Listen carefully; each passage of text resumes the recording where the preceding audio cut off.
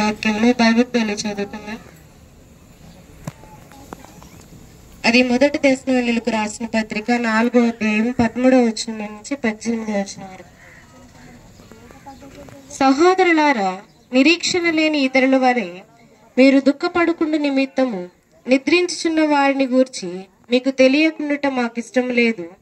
యేసు మృతి పొంది తిరిగి లేచినని మనము నమ్మిన ఎడల అదే ప్రకారము యేసునందు నిద్రించిన వారిని దేవుడు ఆయనతో కూడా వెంటబట్టుకుని వచ్చును. మేము ప్రభువు మాటలను బట్టి మీతో చెప్పున్నదేమనగా, ప్రభువు రాకడ వరకు సజీవులమై నిలిచిండు మనము నిద్రించిన వారి కంటే ముందుగా ఆయన సన్నిధిని చేరము. ఆర్భాటముతోను ప్రధాన దూత శబ్దముతోను దేవుని బూరతోను పరలోకము నుండి ప్రభువు దిగివచ్చును. క్రీస్తునందుండి మృతులైన వారు మొదట లేతురు. ఆ మీదట సజీవులమై నిలిచియుండు మనము వారితో కూడా ఏకముగా ప్రభువుని ఎదుర్కొనుటకు ఆకాశ మండలమునకు మేఘముల మీద కొనుపోబడుదుము. కాగా మనము సదాకాలము ప్రభువుతో కూడా ఉందుము. కాబట్టి మీరు ఈ మాటల చేత ఒకరినొకడు ఆదరించుకొనుడి. ఆమేన్. వాక్యం కొరకు ప్రార్థన చేద్దాం. షరతు ప్రార్థన చేస్తాం. ప్రార్థన చేసుకుందాం. సకలము చేయగలిగిన నా ప్రియ పరలోకపు తండ్రి, నీకు వందనాలయ్యా. నా తండ్రి నాయన, నీ కుమార్తె ప్రభు నిద్రించి ఉండగా నా తండ్రి ఆమెకి కలిగించిన సంతానాన్ని బట్టి నీ నామానికి అనుపరుస్తున్నాను ప్రభు. ఈ వాక్యం ద్వారా బిడ్డలందరూ కూడా ఆదరించబడలాగన, తన బంధు జనాంగము తన రక్త సంబంధికులు ఆదరించబడలాగన కృప చూపించమని నీ దాసుని నిలవబెట్టి మీరే నీ బిడ్డలతో మీరు మాట్లాడమని, ఈ నామానికి మహిమ తెచ్చుకొని బిడ్డలకు ఆదరణ కలిగించి మాటలతో మీరు మాట్లాడమని యేసు నామములో ప్రార్థించి వేడుకున్నాను తండ్రి. ఆమేన్.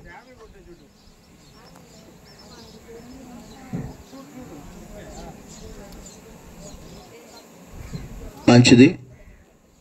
దేవునికి మహిమ కలుగును గాక. క్రీస్తునందు ప్రేమించబడిన ప్రియులరా, టైం ఎంత? 11:50. మనం 12:30కి మొత్తం ముగించుకుందాం కార్యాన్ని. ఈ ప్రార్థన కూటాన్ని 12:30కి ముగించుకుందాం. ఆ తర్వాత భోజన కార్యక్రమంలోకి, తర్వాత రేవు సంబంధాలు, వీటన్నిటిని బట్టి మనం ముందుకు కొనసాగుతాం. వాక్యాన్ని ప్రార్థన అయితే 12:30కి మనం ముగించుకుందాం. కొద్ది మాటలు, దేవుని మాటలు విందాం. హల్లెలూయా. ఇక్కడ చదవబడినటువంటి లేఖన భాగంలో మొదటి దశలోని పత్రికలో ఒక మాట చదువుదాం.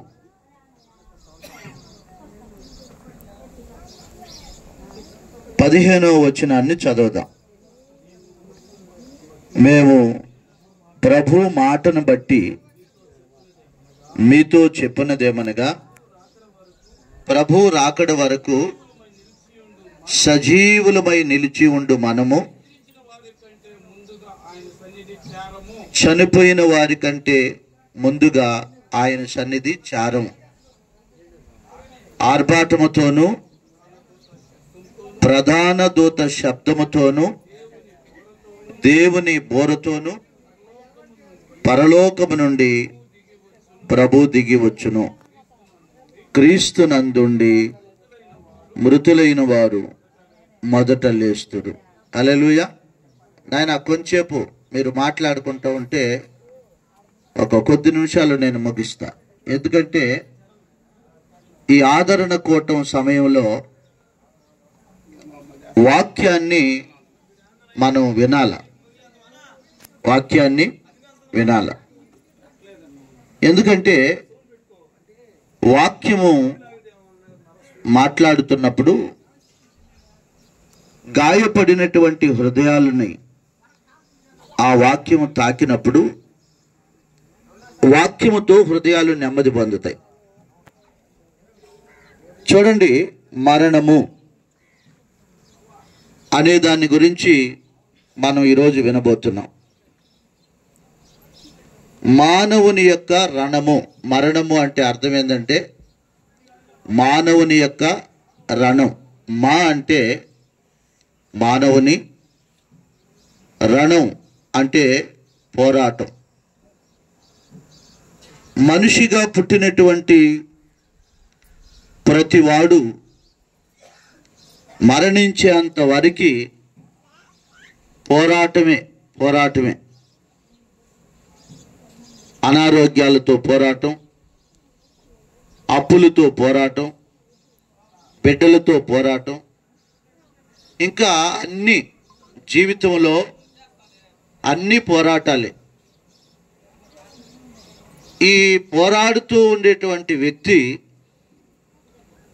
మరణము అనేటువంటి దాన్ని ఆ చివరి దినంలో, మరణం తర్వాత ఆ పోరాటము ముగించబడుతుంది.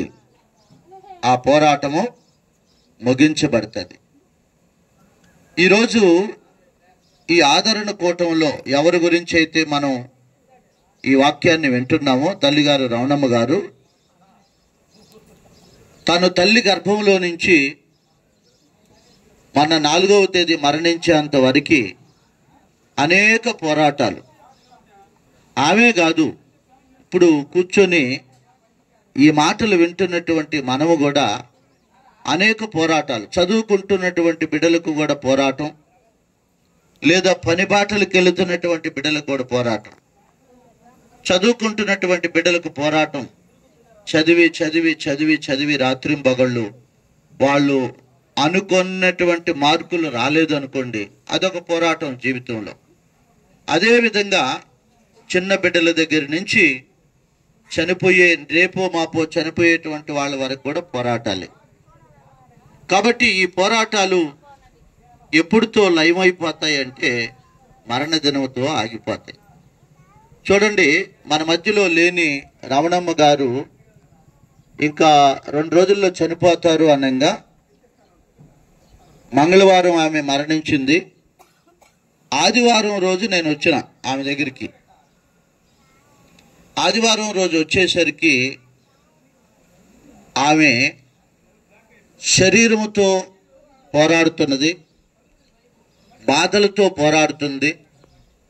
ఒక మాట అన్నది ఆమె. అంటే అంతకుముందు నాకు నాగరాజు సార్ కానీ సునందమ్మ కానీ ఫోన్ చేసినప్పుడు కళ్ళు ఎత్తలేదు, హోమాలోకి వెళ్ళిపోయిందని చాలాసార్లు చెప్పినారు. వాళ్ళు చెప్పినప్పుడల్లా ప్రార్థన చేసినాం, దేవుడు సహాయం చేసి. ఆ రోజు వచ్చేసరికి నేను వచ్చేసరికి ఆదివారం మాట్లాడుతుంది.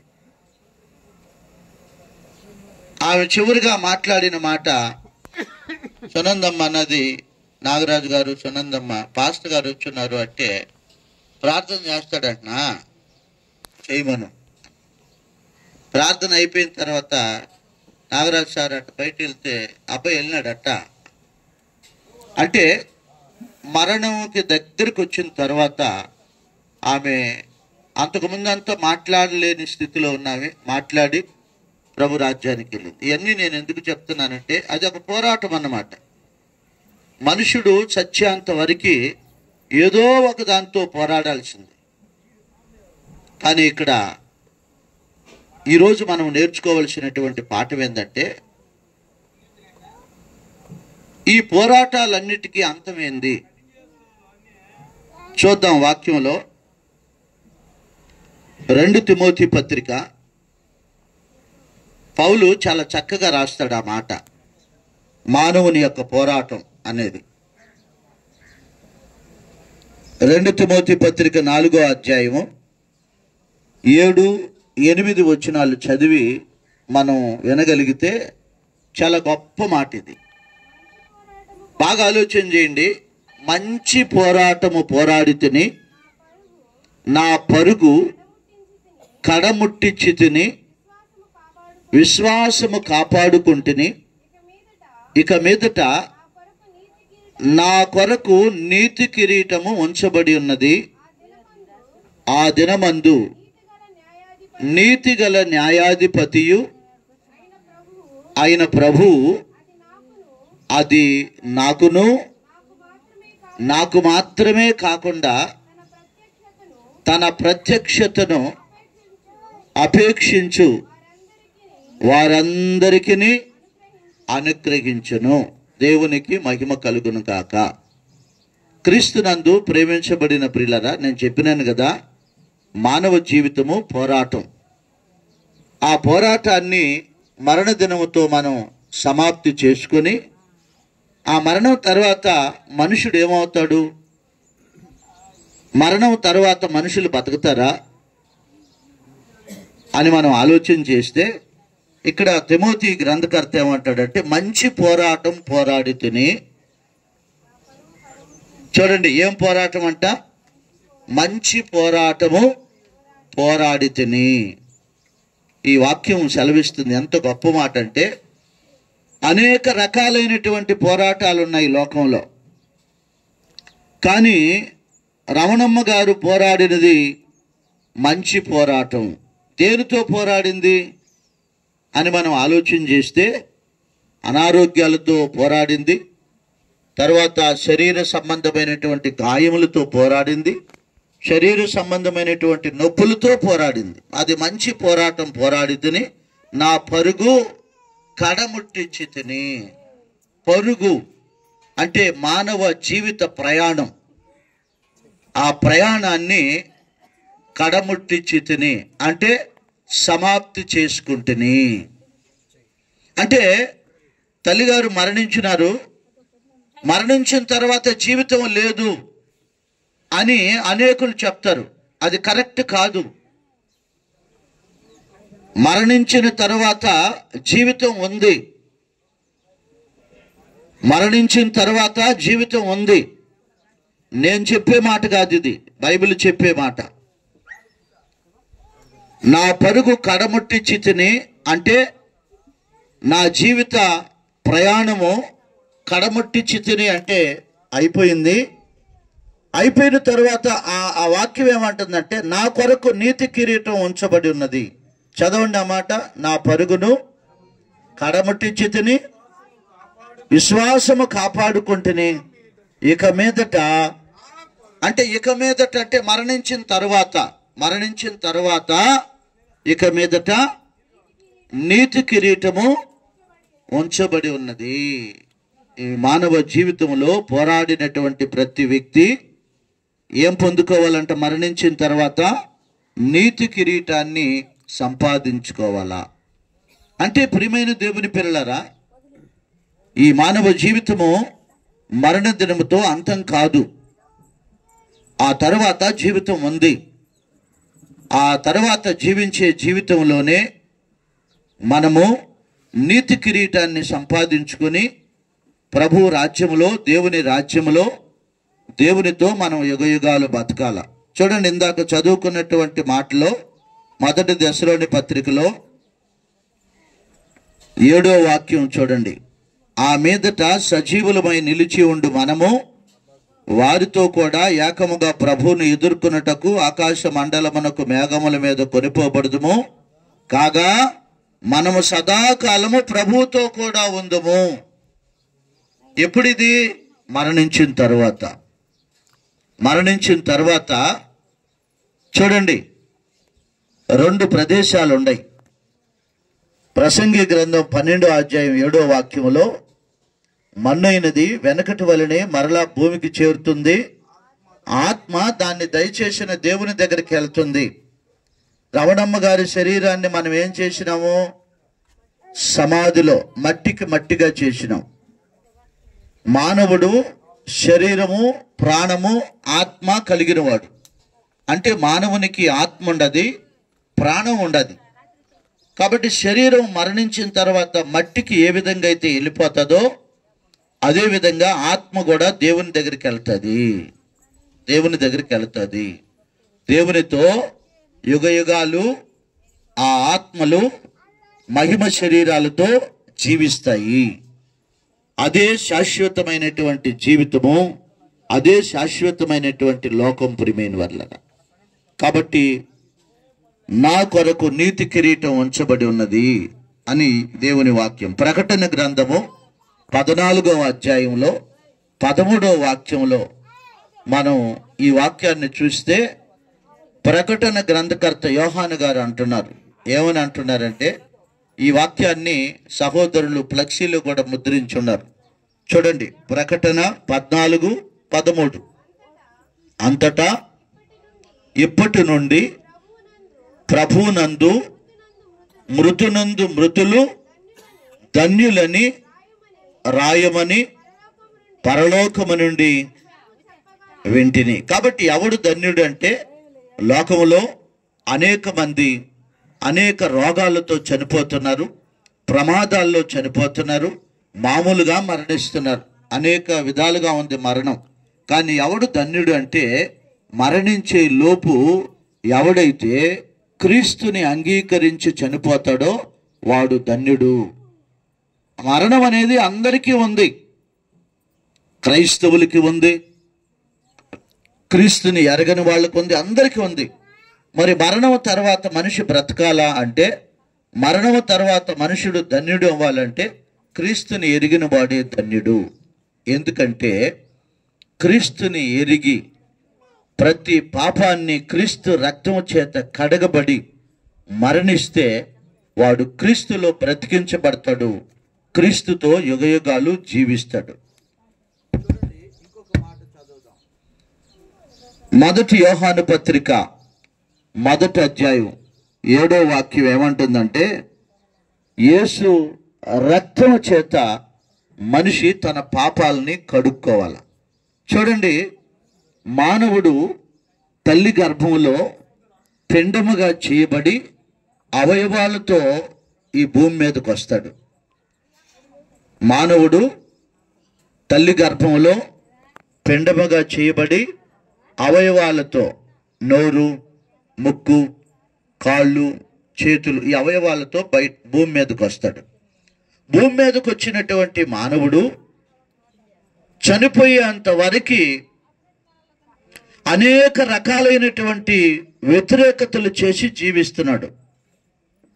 అబద్ధాలు చెప్పడం, దొంగతనం చేయడం, విగ్రహారాధన చేయడం, వ్యభిచారం చేయడం, తాగుబోతుతనం, ఇంకా అనేక రకాలైనటువంటి దేవునికి వ్యతిరేకమైనటువంటి పనులు భూమి మీద ఉన్నాయి.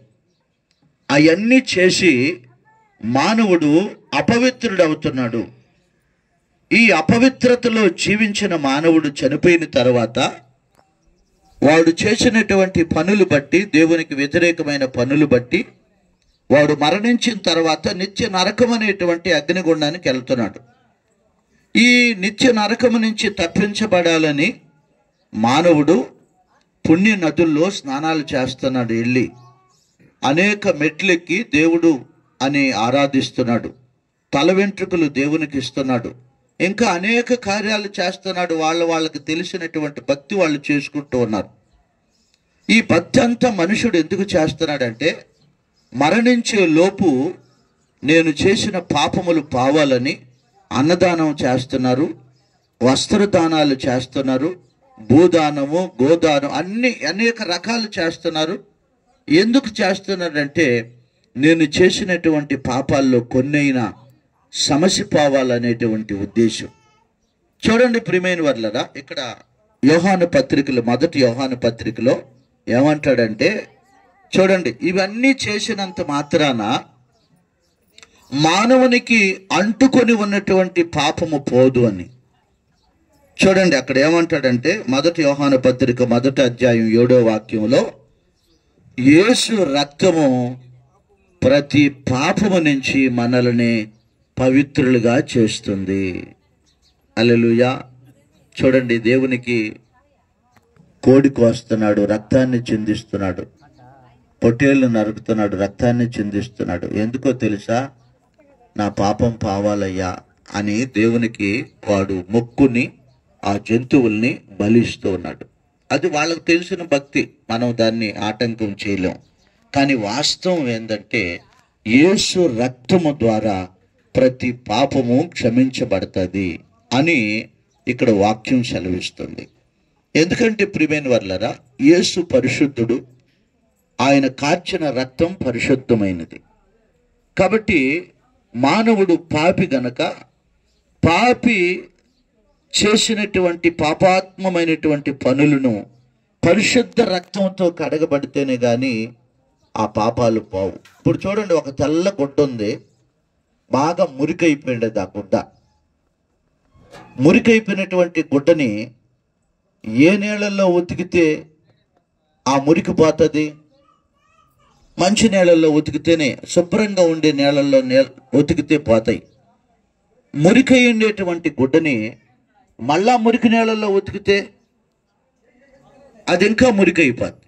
అదేవిధంగా మానవుడు చేసినటువంటి ప్రతి పాపం, ఆ పాపం పోవాలంటే పరిశుద్ధమైనటువంటి రక్తం, దేవుని కుమారుని రక్తంతో ఆ పాపాన్ని కడిగితేనే ఆ పాపం పోతుంది. అదే అంటాడు, యేసు రక్తము ప్రతి పాపము నుంచి మనుషులని పవిత్రులుగా చేస్తుంది. కాబట్టి ప్రియమైన వారలారా, రమణమ్మ గారు ప్రభువుని అంగీకరించింది, బాప్తిసం తీసుకున్నది, ఆమె తన ప్రతి పాపాన్ని ప్రభువులో ఒప్పుకున్నది. 5వ అధ్యాయం 24వ వాక్యంలో, నేను ఆపేస్తాను ఇంకొద్దిసేపట్లో, నేను ఎవరిని ఇబ్బంది పెట్టను, వాక్యం మనకు కావాలా. యోహాను సువార్త 5వ అధ్యాయము చూడండి, యేసుక్రీస్తు అంటున్నాడు, నా మాట విని నన్ను పంపిన వాని యందు విశ్వాసముంచువాడు నిత్య జీవము కలిగిన వాడు. బాగా ఆలోచించండి ప్రియమైన వారలారా, నా మాట విని నన్ను పంపిన వాని యందు విశ్వాసముంచువాడు నిత్య జీవము కలిగిన వాడు. నిత్య జీవం అంటే, నిత్యము అంటే ఎల్లప్పుడూ, జీవం అంటే జీవించి ఉండడము. కాబట్టి ఎవడైతే ఈ లోకంలో యేసుక్రీస్తుని తన సొంత రక్షకుడిగా అంగీకరించి వాని పాపములు కడుక్కుంటాడో వాడు నిత్యము జీవించి ఉంటాడు. ఈ లోకం శాశ్వతమైనది కాదు దేవుని బిడ్డలారా, ఈ లోకం శాశ్వతం కాదు. మనం అనుకుంటాం ఈ లోకంలో మంచి ఉద్యోగం కలిగిన వాడు ధన్యుడు అనుకుంటాం, లేదా ఒక 10 ఎకరాలు పొలం కలిగిన వాడు ధన్యుడు అనుకుంటాం. ఎవడు ధన్యుడు కాదు. ఎవడు ధన్యుడంటే యేసుక్రీస్తుని ఎరిగిన వాడు ధన్యుడు. ఎందుకంటే వాడు చనిపోయిన తర్వాత నిత్య రాజ్యాన్ని స్వతంత్రించుకుంటాడు. నిత్య రాజ్యం ఒకటి ఉంది, నిత్య నరకం ఒకటి ఉంది. నరకం అంటే ఎప్పుడు అగ్ని కాలుతూ ఉంటుంది, అది నిత్య నరకం. నిత్య రాజ్యం అంటే దేవుని రాజ్యం, దేవునితో యుగయుగాలు మనం ఉంటాం. ఈ రాజ్యం ఎవడికి ప్రాప్తిస్తుంది అంటే యేసుక్రీస్తు ప్రభువుని ఎరిగిన వాడికి మాత్రమే ప్రాప్తిస్తుంది. లోకాసు వార్త 16వ అధ్యాయము 19వ మాట చదువుదాం. 19వ మాట, ధనవంతుడు ఒకడుండెను. చాలు చాలు, ఎవరంట చెప్పాలి అందరూ? ధనవంతుడు. ఈ లోకంలో ధనవంతులు ఉండరు, దరిద్రులు ఉండరు. ధనవంతుడు ఒకడుండెను. బాగా ఆలోచన చేయండి. అతడు ఊదా రంగు బట్టలను సన్నపు నార వస్త్రములను ధరించుకొని ప్రతి దినము బహుగా సుఖపడుచున్నాడు. ధనవంతుడు ఒకడున్నాడు, చాలా డబ్బు కలిగిన వాడు. ధనవంతుడు అంటే వాడు ఊదా రంగు బట్టలు అంటే చాలా వెలగలిగినటువంటి వస్త్రాలు ధరించుకుంటున్నాడు. చాలా వెలగలిగిన వస్త్రాలు ధరించుకుంటున్నాడు. తన శరీరానికి అనేక సువాసనలు వెదజల్లేటువంటి తైలములు పూసుకుంటున్నాడు. మంచి ఏసీ కారులో తిరుగుతున్నాడు. మంచి బంగళాలో ఉంటున్నాడు ధనవంతుడు. ప్రతిరోజు చాలా సుఖపడుతున్నాడు. ధనవంతుని స్థితి అది. మరి అదే భూమి మీద అదే స్థలంలో ఒక దరిద్రుడు ఉన్నాడట. ఒక దరిద్రుడు, చూడండి, వాడు కూడా అక్కడే కనబడతాడు మనకు. లాజరు అని ఒక దరిద్రుడు ఉండెను. 20వ వచనం చూడండి, లాజరు అని ఒక దరిద్రుడు ఉండెను. చాలు చాలు చాలు. లాజరు ఏం పేరంట? ఈడి పేరు ఏం పేరంటమా? లాజరు. ధనవంతుని పేరేమన్నా బైబిల్లో రాయబడి ఉండదా? మీరు అనుకోవచ్చు ప్రియమైన వారలారా, ఈ బైబిల్ అనేది ప్రపంచంలో అన్ని దేశాల్లో, అన్ని రాష్ట్రాల్లో, అన్ని జిల్లాల్లో 3500 భాషలకి పైగా 3500 భాషల్లో ఈ బైబిల్ ముద్రించబడి ఉండదు.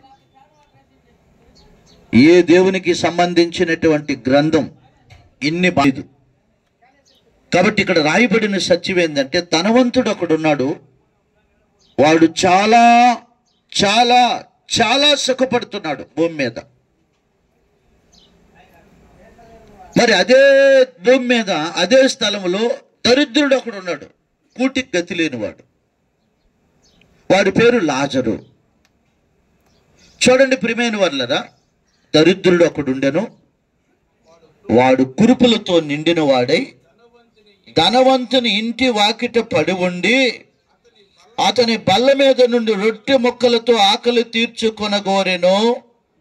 అంతేకాక కుక్కలు వచ్చి నాకెను. చూడండి, ధనవంతుడు తన శరీరానికి వెలగలిగిన వస్త్రాలు వేసుకుంటున్నాడు, తన శరీరానికి సువాసనిచ్చేటువంటి అనేక సుగంధ ద్రవ్యాలు పూసుకుంటున్నాడు, మంచి ఇంట్లో ఉన్నాడు, మంచి కారులో తిరుగుతున్నాడు, చాలా సుఖపడుతున్నాడు ధనవంతుడు. మరి అదే ఊరిలో అదే స్థలంలో ఒక దరిద్రుడు ఉన్నాడు, కూటికి గతి లేనివాడు. వాడి శరీరానికి భయంకరమైన కుష్ఠరోగం ఉండదంట, ఉండడానికి ఇల్లు లేదు, తినడానికి తిండి లేదు, కట్టుకోవడానికి గుడ్డ లేదు. ఆ ధనవంతుని వాకిట్లో కూర్చొని ఉన్నాడు ఈ దరిద్రుడు. ఎందుకంటే వాళ్ళు ఆయా సమయాలకి భోజనం అయిన తర్వాత, వాళ్ళు భోజనం చేసిన తర్వాత ఆ ఇస్తరాకులు బయటపడేస్తారు కదా, ఆ ఇస్తరాకుల్లో మెంగిలి మెతుకులు ఏమన్నా మిగిలింటే వాటిని తినడానికి ఆ ధనవంతుని ఇంటి వాకిట కూర్చొని ఉన్నాడు. అక్కడ రాయబడిన సత్యం ఏంటంటే, వాడు శరీరము కురుపులతో నిండి ఉండది అంటున్నాడు. ఉండడానికి ఇల్లు లేదు, తినడానికి తిండి లేదు, కట్టుకోవడానికి సరైన గుడ్డ లేదు, ఒళ్ళంతా కురుపులు మయం. ప్రియమైన వాళ్ళ చూడండి, వాడి కురుపులు కుక్కలు వచ్చి నాకుతూ ఉన్నాయంట. ఎంత దయనీయమైనటువంటి పరిస్థితి చూడండి. ఈ లోకంలో రెండు రకాలైనటువంటి ప్రజలు నివసిస్తున్నారు. కొంతమంది ధనవంతులు, కొంతమంది పేదవాళ్ళు. ఈడేమో ధనవంతుడు, ఈడేమో దరిద్రుడు. చూడండి, ఈ భూమి మీద వాళ్ళ జీవితాలు అలాగా. వాడేమో ధనవంతుడుగానే బతికేసినాడు, ఈడేమో దరిద్రుడుగానే బతికేసినాడు. వాళ్ళిద్దరి జీవితాలు ఈ భూమి మీదనే కొనసాగినాయి. కానీ వీళ్ళిద్దరి జీవితంలో మరణం అనేది వచ్చింది. ధనవంతుడు మరణించినాడు, దరిద్రుడు మరణించినాడు. మానవుని జీవితంలో మరణం అనేది అందరికీ సంప్రాప్తం, అందరికీ వచ్చేది ఇది. కానీ వెనక ముందు ఈరోజు తల్లి అద్దూరు రవణమ్మ గారు వెళ్ళినారు, రేపు ఎల్లుండో మనం కూడా వెళ్ళాల ఖచ్చితం. కానీ ఈరోజు ప్రభు వాక్యం సెలవిచ్చేది ఏంటంటే, మరణించే లోపు మనము క్రీస్తుని ఎరిగి చనిపోతే మనం ధన్యులం అవుతాం, పరలోక రాజ్యానికి వెళ్తాం. చూడండి ప్రియమైన వాళ్ళరా, అక్కడ రాయబడిన సత్యం ఏంటంటే 22వ వాక్యంలో, ఆ దరిద్రుడు చనిపోయి దేవదూతల చేత అబ్రాము రొమ్మును ఆనుకొనుటకు కొనిపోబడును. దరిద్రుడు చనిపోయినాడు, దరిద్రుని జీవితంలోకి మరణం వచ్చింది, దరిద్రుడు చనిపోయినాడు. వాడు చనిపోయిన తరువాత వాడికి ఇల్లు లేదు కదా, ఎక్కడో వాడు ఉండే దగ్గర చనిపోయినాడు. ఆ ధనవంతుని ఇంటి వాకిట చనిపోయినాడు. నేను అనుకుంటాను వాడి శరీరాన్ని కుక్కలు కురుపులతో ఉన్నప్పుడు నాకుతూ ఉన్నాయి గనక ఆ కుక్కలు ఈడ్చుకొని వెళ్ళిపోయి ఉంటాయేమో బహుశా, నేను అనుకుంటున్నాను. ఎందుకంటే ఆ శరీరాన్ని నాకే అలవాటు కదా కుక్కలకి. వాడు చనిపోయినాడు, ఆ కుక్కలు ఈడ్చుకెళ్ళినాయేమో, లేదనుకుంటే పంచాయతీ వాళ్ళు తీసుకొని వెళ్ళి ఎక్కడో పడేసి ఉంటారు. ఆడి వరకు వాడి జీవితం అయిపోయింది. కానీ ధనవంతుడు కూడా చనిపోయినాడంట. 22వ వాక్యం చూడండి, ధనవంతుడు కూడా చనిపోయి పాతి పెట్టబడెను. ధనవంతుడు చనిపోయినాడు, వాడిని పూడ్చి పెట్టడానికి బంధువులు వచ్చినారు, రక్త సంబంధికులు వచ్చినారు. పెద్దవాడు కదా, ధనవంతుడు కదా, కోటీశ్వరుడు కదా, చనిపోయినాడు.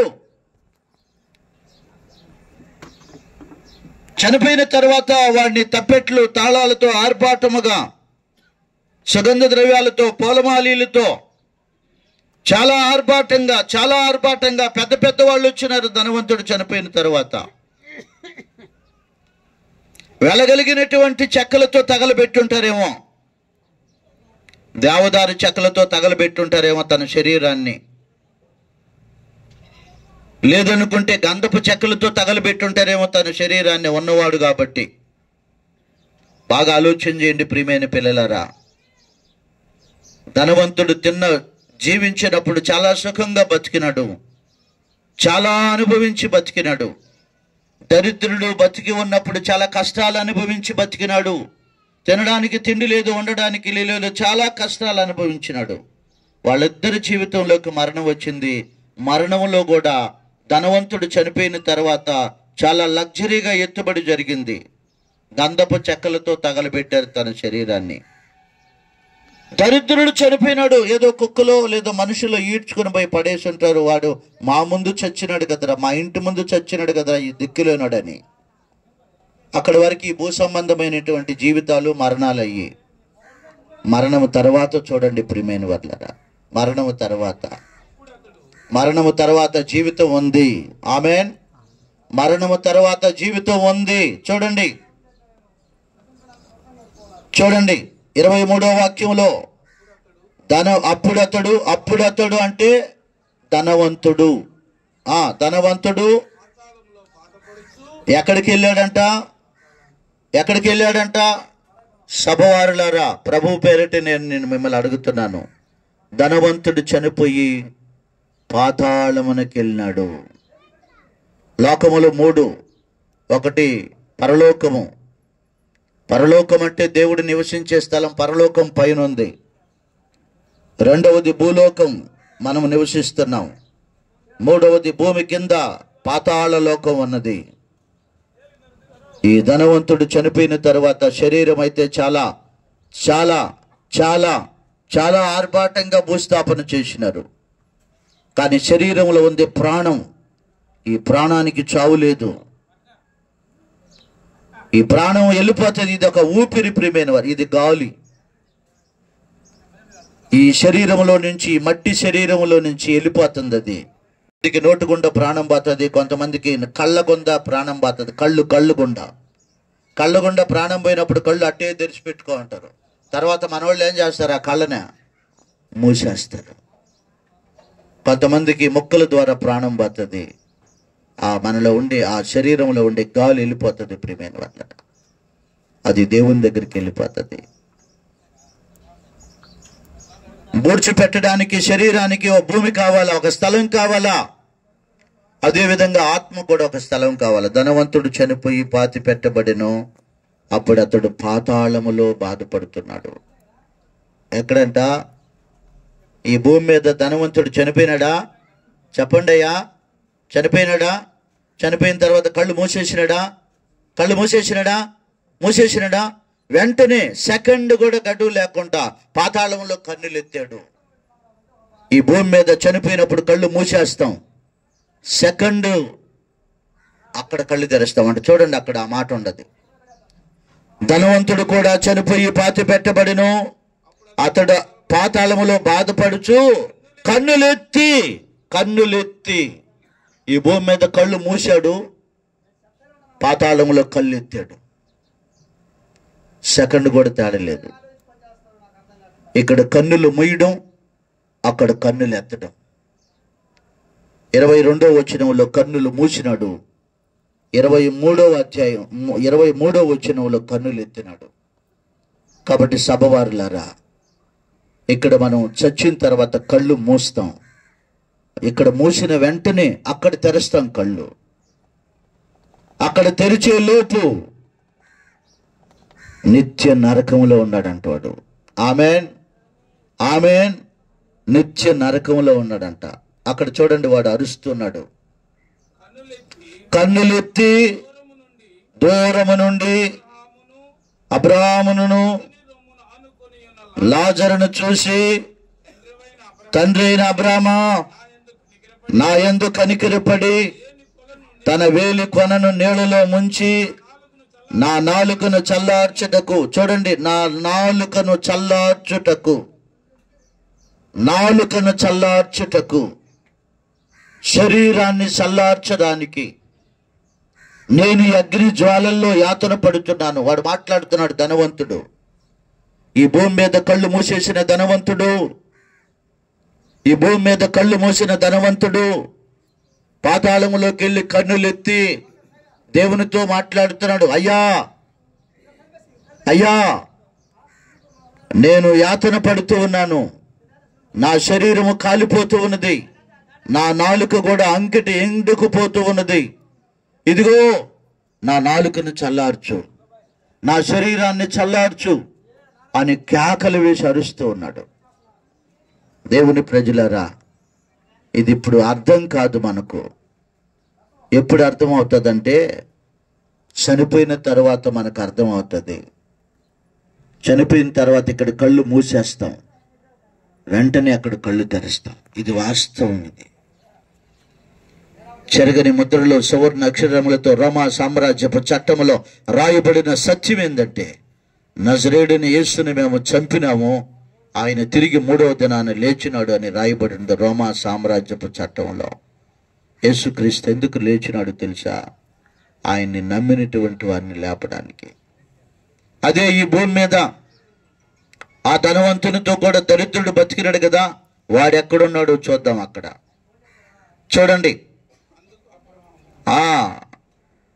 చూడండి, దరిద్రుడు ఎక్కడున్నాడో.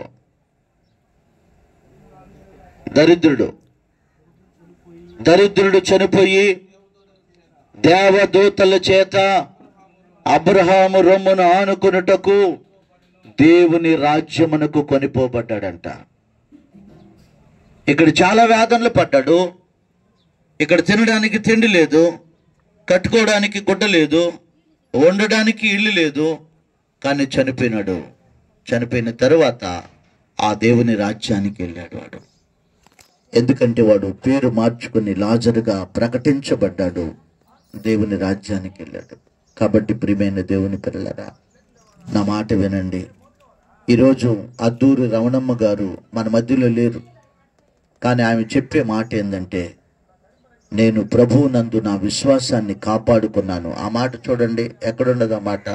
నా విశ్వాసాన్ని కాపాడుకున్నాను, నా పరుగు కడముట్టించినాను, నా కొరకు నీతి కిరీటం ఉంచబడి ఉన్నది అని ఆమె మనకు సాక్ష్యం ఇస్తుంది. కాబట్టి ప్రియమైన